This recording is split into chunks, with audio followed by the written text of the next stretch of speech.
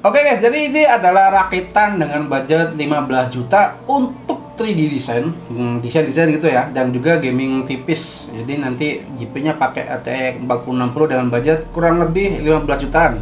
Dia pakai FF 13500 ya, Gen 13 dan juga seri 500 ya, belakangnya masuk tuh lebih kenceng daripada yang seri 400F biasa.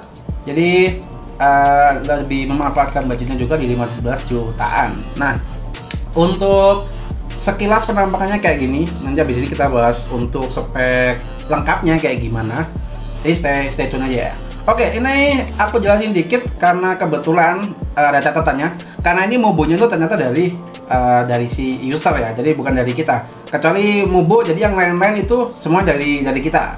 Oke, jadi kita pakai prosesor itu Intel i5 13500 Gen 13 LGA 1700. Ini ada di 14 core dan juga 20 thread ya. Beda sama 13400F yang itu ada di 10 core dan juga threadnya lupa aku berapa ke 13400F ya. Cuman yang pasti yang 13500 itu udah lebih tinggi ya. Untuk maksimal untuk base clocknya itu ada di 2,5 GHz dan juga maksimum boost clocknya itu ada di 4,8. Kalau si i5 13400F itu maksimal di 4,6. Ya selisih dikit lah ya. Cuman untuk jumlah core-nya sendiri, total core-nya itu lebih banyak, jelas di 13500. Total 14 core tadi itu dibagi menjadi 6 performance core dan juga 8 core efficiency. Nah, kebagian motherboardnya si user ini minta pakai B760 Pro RS dari ASRock. Ini size-nya yang ATX bukan yang B760M. Dan kebetulan user udah beli sendiri, jadi langsung dikirim ke kita aja buat dijadiin satu di rakitan. Nah, untuk bagian RAM-nya ini kita pakai Adata XPG Launcher DDR5 yang warna hitam dengan speed 5200 MHz. Jadi heatsink-nya ini udah warna hitam tanpa embel-embel LED lagi. Jadi looks-nya simple dan kelihatan tetap elegan, cakep gitu ya. Nah, pindah ke bagian GPU, kita pakai Asus Dual ya, RTX 4060. Kenapa kok pakai Asus Dual? Kenapa nggak pakai brand lain? Karena memang desainnya si Asus Dual tuh tebel, ngebloknya tuh cakep gitu loh, nggak kayak si MSI kan agak gimana ya, kurang enak dilihat sih. Mungkin tapi balik lagi ke selera aja. Cuman kalau si RTX 4060-nya Asus ini memang desainnya sama kayak si 47 Pro, jadi lebih ganteng aja gitu loh, simple tapi ganteng gitu. Nah, ke bagian power supply kita tuh pakai MSI MAG A650BN 80 Plus Bronze, sudah sangat cukup untuk angkat si 13500 sama RTX 4060 ini. Sebenarnya kalau mau dipakai 550 watt juga oke sih kalau 4060, tapi karena ini agak mau di-upgrade juga mungkin kedepannya, jadi kita pakai aja 650 watt. Dan si RTX 40 series ini lebih rendah untuk konsumsi dayanya daripada si RTX 30 ya.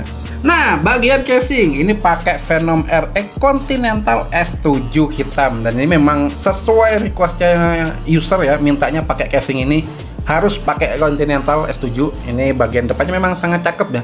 Dan memang banyak yang suka dari desainnya Continental ini ya, seperti H9 Flow atau H9 Elite-nya NZXT.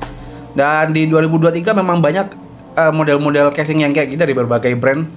Cuman yang ngeduluin model frameless di low budget kemarin memang si Phenom RX ini. Kita udah bikin banyak banget ini rakitan dengan casing S5 ataupun S7. Dan untuk fan casingnya ini pakai Aigo Dark Flash Infinity 8. Ada total itu 7 biji ya.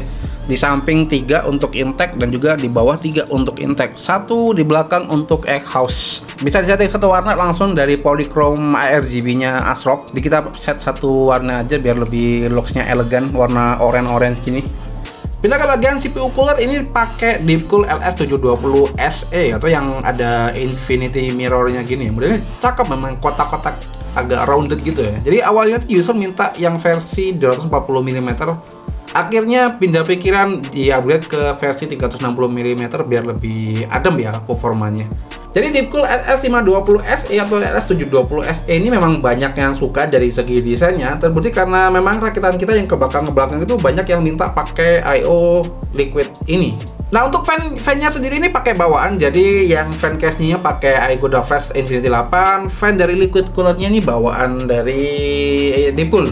Nah, untuk tes game, ini yang penasaran untuk tes gamenya. Beberapa kita tes di Forza Horizon 5, Marvel Spider-Man Miles Morales, terus ada Valorant, ada GTA 5, juga ada Cyberpunk 2077. Semuanya run di resolusi 1080p ya. Nah, pertama untuk di Forza Horizon 5 settingan high dengan DLSS on, kita itu dapat FPS sekitar 180 sampai 220-an FPS. Itu stabilnya di sekitaran 190-an FPS gitu ya. Terus untuk Marvel Spider-Man di settingan high juga kita stabilnya dapat di 90 sampai 100-an FPS. Jadi lumayan tinggi untuk Spider-Man, ini terkenal cukup berat soalnya. Next, di Valorant game-game kompetitif kita dapat FPS sekitaran 200 sampai 280-an. Itu terlalu dinamik ya. Ini di tesnya kita di mode team deathmatch, jadi masih bisa turun gitu. Dan jangan lupa kalau di mode team deathmatch ini skenario paling berat kalau kalian main Valorant. Nah, kalau misal kalian akan main di game-game yang modenya ranked, itu masih bisa naik lagi tembus di atas 300-an karena nggak selalu team fight 5 versus 5 ya. Nah, untuk GTA 5 kita coba tes run di resolusi high hingga very high dengan FXAA on, yang masih stabil dapat FPS di antara 110 hingga 150-an FPS dengan stabilnya tuh di antara 130-an FPS.